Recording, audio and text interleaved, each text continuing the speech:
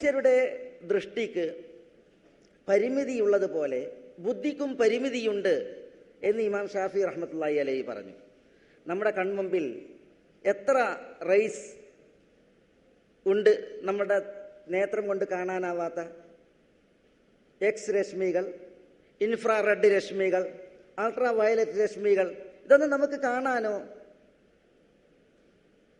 കണ്ടു പറയാനോ സാധിക്കാത്ത ഒരവസ്ഥയാണ് മനുഷ്യൻ്റെ കണ്ണിനുള്ളത്. ചില നിർണിത ശബ്ദ വീജികൾ നമ്മളുടെ കാതിൽ കമ്പനം സൃഷ്ടിക്കാൻ പര്യാപ്തമല്ല. അതുകൊണ്ട് തന്നെ ആ ശബ്ദവീജികളെ കേൾക്കാൻ നമുക്ക് കഴിയില്ല. ഇത് കണ്ണിൻ്റെയും കാതിൻ്റെയും അവസ്ഥയാണ് എങ്കിൽ ഇതുപോലെയാണ് ബുദ്ധിയുടെയും അവസ്ഥ. അതിന് പരിധിയുണ്ട് എന്ന് ദാർശനികന്മാർ പറഞ്ഞിട്ടുണ്ട്. അതുകൊണ്ട്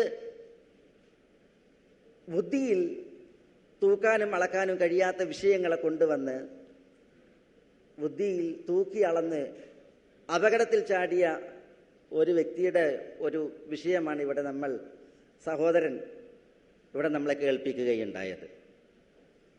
ആ പരലോകവുമായി ബന്ധപ്പെട്ട്, സ്വർഗനരകങ്ങളുമായി ബന്ധപ്പെട്ട്, അതേപോലെ തന്നെ മലക്കുകളുമായി ബന്ധപ്പെട്ട് തുടങ്ങിയ വിഷയങ്ങളിൽ അള്ളാഹു എന്താണോ പ്രമാണമായി അവതരിപ്പിച്ചത്, സമിഅന വ അതഅന, ഞങ്ങളത് കേട്ടിരിക്കുന്നു, ഞങ്ങളത് അനുസരിച്ചിരിക്കുന്നു, ഞങ്ങളത് സദ്ദഖ്ന വ ആമന്ന, സത്യപ്പെടുത്തിയിരിക്കുന്നു, വിശ്വസിച്ചിരിക്കുന്നു. ഇതാണ് ഒരു വിശ്വാസിയുടെ നിലപാടെന്ന് ഞാൻ തുടക്കത്തിൽ പറയാം. തല മറക്കുന്നതുമായി ബന്ധപ്പെട്ട് ഇവിടെ പറയാനുള്ളത്, മുഹമ്മദ് നബി സല്ലല്ലാഹു അലൈഹി വസല്ലമ തങ്ങളുടെ പ്രവൃത്തികൾ, കർമ്മങ്ങൾ നമ്മൾ പിൻപറ്റുന്നതുമായി ബന്ധപ്പെട്ട് അത് 3 നിലക്കാണ്. തിരുനബി സല്ലല്ലാഹു അലൈഹി വസല്ലമ തങ്ങളുടെ പ്രവൃത്തികൾ, കർമ്മങ്ങൾ നമ്മൾ അനുധാവനം ചെയ്യുക, പിൻപറ്റുക എന്ന വിഷയത്തിൽ അത് 3 നിലക്കാണ്. ഒരു തരം പ്രവൃത്തികൾ തിരുനബി അത് ചെയ്തിട്ടുണ്ട്, പക്ഷേ അത് നമ്മൾ തിരുനബിയെ പിൻപറ്റാൻ പാടുള്ളതല്ല. തിരുനബിയെ പിൻപറ്റൽ നിഷിദ്ധമാണ്. ഏതാണ് തിരുനബി ചെയ്തതും നമ്മൾ തിരുനബി ആ വിഷയത്തിൽ പിൻപറ്റാൻ പാടില്ലാത്തതുമായ പ്രവൃത്തികൾ? അത് തിരുനബിക്ക് പ്രത്യേകമായിട്ടുള്ള ചില പ്രവൃത്തികളാണ്. ഇപ്പൊ രാത്രി നമസ്കാരം നമുക്ക് സുന്നത്താണ്. തിരുനബിയെ സംബന്ധിച്ചിടത്തോളം രാത്രിയിലെ സുന്നത്ത് നമസ്കാരങ്ങൾ, രാത്രിയിലെ നമസ്കാരങ്ങൾ, നമുക്ക് സുന്നത്തായ നമസ്കാരങ്ങൾ അത് നിർബന്ധമായിരുന്നു. അത് തിരുനബിക്ക് ഉപേക്ഷിക്കുവാൻ അനുവാദമില്ലായിരുന്നു. അപ്പോൾ നിർബന്ധം എന്ന വിധി സുന്നത്ത് നമസ്കാരത്തിൻ്റെ വിഷയത്തിൽ നമുക്കില്ല. അത് തിരുനബിക്ക് പ്രത്യേകമാണ്. തുടർച്ചയായിട്ടുള്ള വിശാലായ നോമ്പ് എന്ന് പറയും. ഇപ്പം നമ്മൾ നോമ്പെടുത്താൽ, ഫജറിൽ നോമ്പെടുത്താൽ മഗ്രിബോടുകൂടി നോമ്പ് മുറിക്കും. തിരുനബി സ്വല്ലല്ലാഹു അലൈഹി വസല്ലം തങ്ങൾ നോമ്പിനെ തുടർത്തിയിരുന്നു. മഗ്രിബിക്ക് നോമ്പ് മുറിക്കാതെ തുടർത്തുക. ഈ വിഷയത്തിൽ തിരുനബിയെ അനുധാവനമില്ല എന്നാണ് പ്രാമാണികർ പറഞ്ഞിട്ടുള്ളത്. ഇതേപോലെ തിരുനബി 4-ലേറെ വിവാഹം കഴിച്ചിരുന്നു. നമ്മളെ സംബന്ധിച്ചിടത്തോളം ആ തിരുനബിയുടെ പ്രവൃത്തിയിൽ തിരുനബി സല്ലല്ലാഹു അലൈഹി വസല്ലം തങ്ങളെ അനുധാവനം ചെയ്യൽ, പിൻപറ്റൽ നമുക്ക് പാടുള്ളതല്ല. അപ്പം ഇങ്ങനെ ഒരു തരം പ്രവൃത്തികൾ തിരുനബി സല്ലല്ലാഹു അലൈഹി വസല്ലം തങ്ങൾക്ക് പ്രത്യേകമായിട്ടുണ്ട്. മറ്റൊരു തരം പ്രവൃത്തികൾ തിരുനബിയുടെ ഇബാദത്തുകളാണ്, ആരാധനകളാണ്. നമസ്കാരം, നോമ്പ്, സകാത്ത്, ഹജ്ജ് തുടങ്ങിയതായ ആരാധനാപരമായ പ്രവൃത്തികൾ, കർമ്മങ്ങൾ. അവയിൽ തിരുനബി ചെയ്തു എന്ന മാത്രയിൽ നമ്മൾ തിരുനബിയെ പിൻപറ്റണം. തിരുനബി എങ്ങനെ നിസ്കരിച്ചോ അങ്ങനെ നമ്മൾ നമസ്കരിക്കുക, എങ്ങനെ നോമ്പെടുത്തോ അങ്ങനെ നമ്മൾ നോമ്പെടുക്കുക, എങ്ങനെ സക്കാത്ത് കൊടുത്തോ അതേപോലെ നമ്മൾ സക്കാത്ത് കൊടുക്കുക.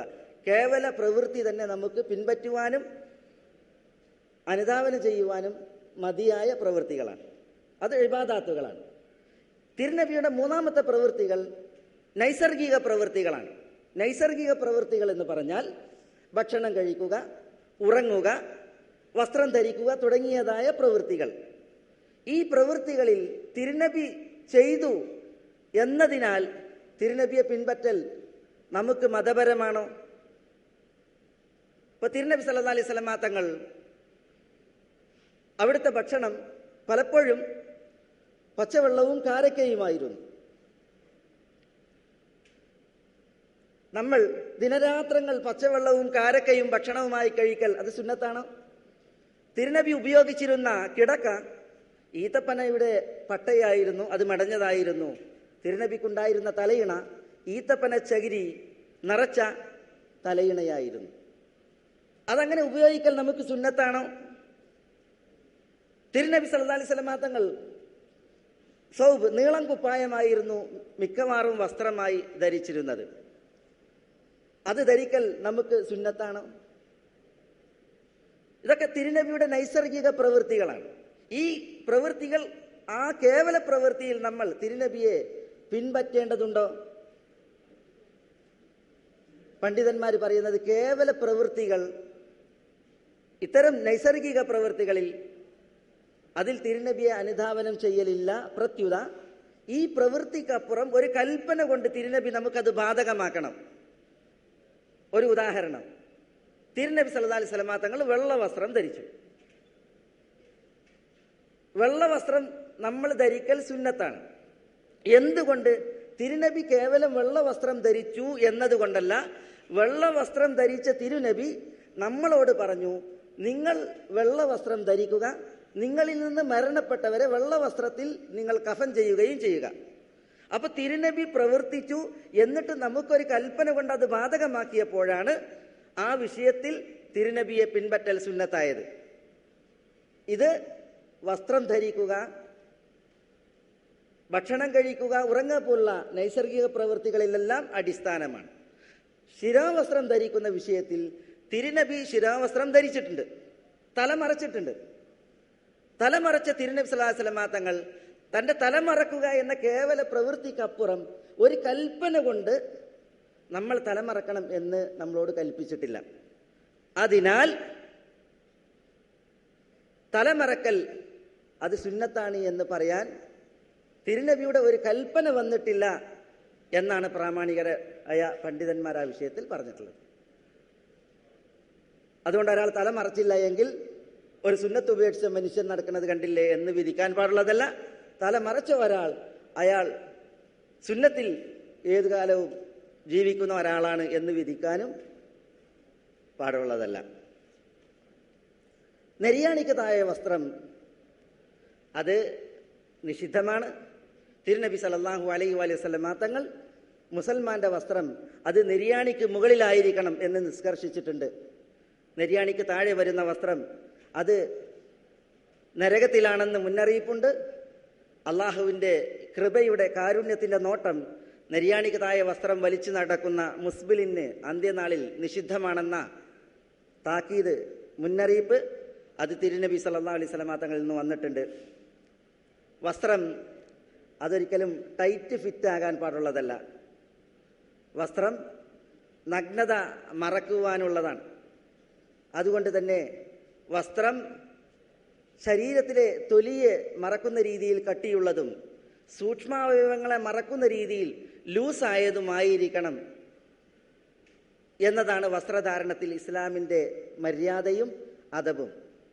ഈ കാലഘട്ടങ്ങളിൽ ചിലരുടെ വസ്ത്രം ചെറിയ ഷർട്ടും അതേപോലെ ഇടുങ്ങിയ പാൻസും ധരിച്ച ആളുകൾ നിസ്കാരത്തിൽ പോലും അവരുടെ നമസ്കാരം ശരിയാകാത്ത രീതിയിലാണ് വസ്ത്രധാരണം. ആ വസ്ത്രം ധരിച്ച് റുക്കോയിൽ പോകുമ്പോൾ, സുജൂദിൽ പോകുമ്പോൾ കുപ്പായം പൊങ്ങുകയും പാൻസ് താഴേക്ക് ഇറങ്ങുകയും ചെയ്താൽ ശരീരത്തിൽ ഒരിക്കലും കാണാൻ പാടില്ലാത്ത ഭാഗങ്ങൾ പോലും, മറ്റുള്ളവർ കാണാൻ പാടില്ലാത്ത ഭാഗങ്ങൾ പോലും വെളിപ്പെട്ട് നമസ്കാരം പോലും ബാത്തിലായി പോകുന്ന അവസ്ഥയിലാണ് പലരുടെയും വസ്ത്രധാരണം. അതുകൊണ്ട് സഹോദരങ്ങൾ അക്കാര്യങ്ങൾ നമ്മുടെ വസ്ത്ര രീതിയിൽ ശ്രദ്ധിക്കേണ്ടതുണ്ട്. ജസാക്കുമുല്ലാഹു ഖൈറൻ. അസ്സലാമു അലൈക്കും. അടുത്ത ചോദ്യം ബഹുമാനായ ഫൈസൽ മൗലവിയോടാണ്. അള്ളാഹുവിനെ മാത്രം വിളിച്ചു പ്രാർത്ഥിക്കുന്ന മുജാഹിദുകൾ എന്തിനാണ് 2012 മുതൽ ജിന്നിനെ വിളിച്ച് പ്രാർത്ഥിക്കാൻ തുടങ്ങിയത്? അങ്ങനെ ആരെങ്കിലും എവിടെയെങ്കിലും തുടങ്ങിയിട്ടുണ്ടെങ്കിൽ അയാൾ മുജാഹിദല്ല എന്ന് നമ്മൾ ഉറപ്പിച്ച് മനസ്സിലാക്കുക.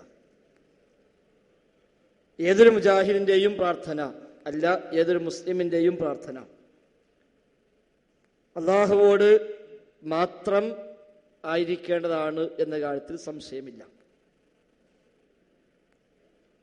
ആ സ്ഥാനത്ത്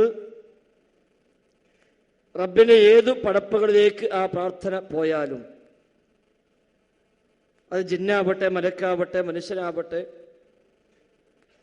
കല്ലോ മരങ്ങളോ മറ്റു ഏത് സൃഷ്ടികളാണെങ്കിലും അവയെല്ലാം അള്ളാഹുവിൽ പങ്കുചേർക്കലാണ്, ശിർക്കാണ്.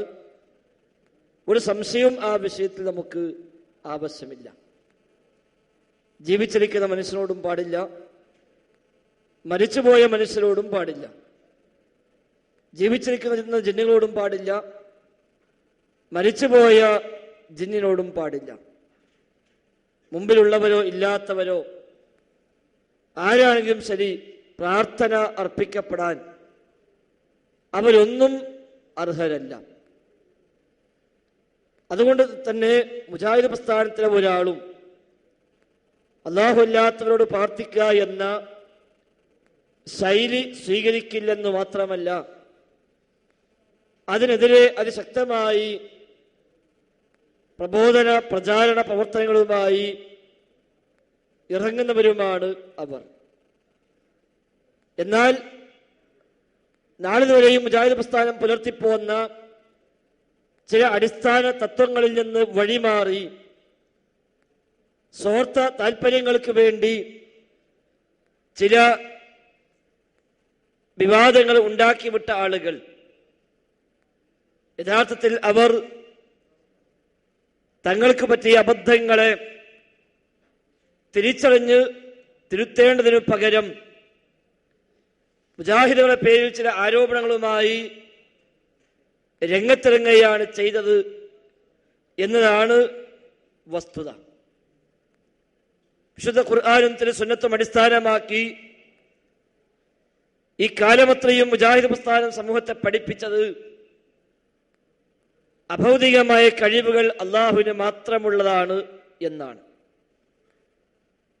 അഥവാ അദൃശ്യ മാർഗത്തിൽ ഗുണം ചെയ്യുവാനും ദോഷം വരുത്തുവാനും കാര്യകാരണ ബന്ധങ്ങൾക്ക് അതീതമായി മനുഷ്യ ജീവിതത്തിൽ ഇടപെടുവാനുമൊക്കെ റഹ്മാനായ റബ്ബിന് മാത്രമേ സാധിക്കൂ.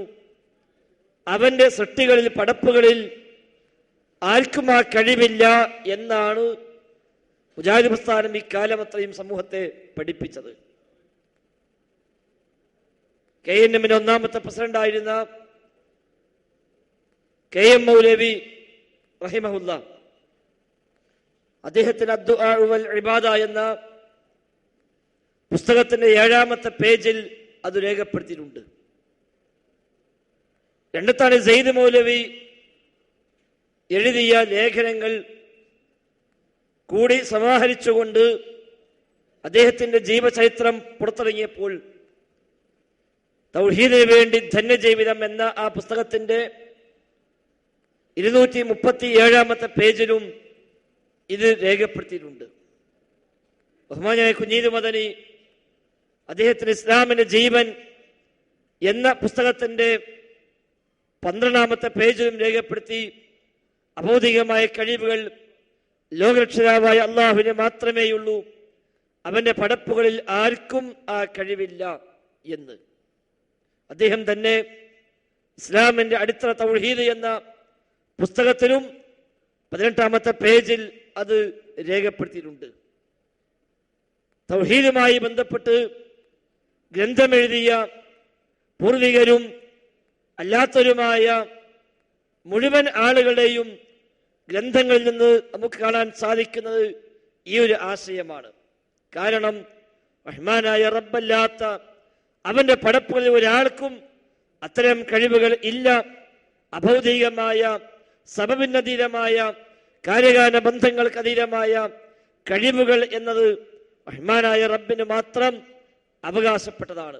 എന്നാൽ ചില സ്വാർത്ഥ താല്പര്യങ്ങൾ സംരക്ഷിക്കാൻ വേണ്ടി ജിന്നിനെയും മലക്കിനെയും അഭൗതികമാക്കി മാറ്റാൻ ചില ആളുകൾ ഇക്കഴിഞ്ഞ 1-2 കൊല്ലങ്ങളിൽ ശ്രമിച്ചുവെന്നുള്ളത് ഒരു വസ്തുതയാണ്.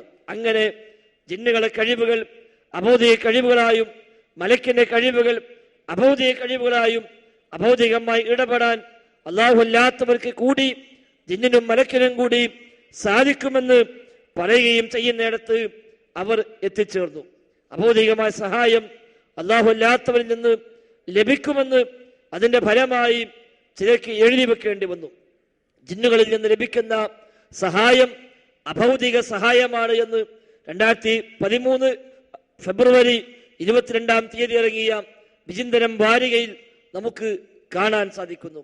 അതേപോലെ സമാനമായ ധാരാളം പ്രസിദ്ധീകരണത്തിലും അല്ലാത്ത മറ്റ് പുസ്തകങ്ങളിലുമൊക്കെ ആ ആശയം രേഖപ്പെടുത്തിയത് നമുക്ക് കാണാനാകും. അതിന്റെ ഫലമായി മനുഷ്യന്റെ മനസ്സിലുള്ളത് അറിയാൻ റഹ്മാനായ റബ്ബിന് പുറമെ ജിന്നിനും മലക്കിനുമൊക്കെ കഴിയുമെന്ന വികരമായ ചില ധാരണകൾ കൂടി അവർക്ക് സ്വീകരിക്കേണ്ടി വന്നു. മാത്രവുമല്ല, ദുആ കേൾക്കാൻ അള്ളാഹുവിന് മാത്രമേ സാധിക്കൂവെന്ന സമീഉദ് ദുആ മുജീബുദ് ദുആ എന്ന് അള്ളാഹുവിനെ പരിചയപ്പെടുത്തിയ വിശുദ്ധ ഖുർആനിന്റെ ആ ആശയങ്ങളെപ്പോലും തള്ളിമാറ്റിക്കൊണ്ട് ജിന്നും മലക്കും ദുആ കേൾക്കുമെന്ന് പറയുന്നിടത്തേക്ക് അത്തരം ആളുകൾ എത്തിച്ചേർന്നു.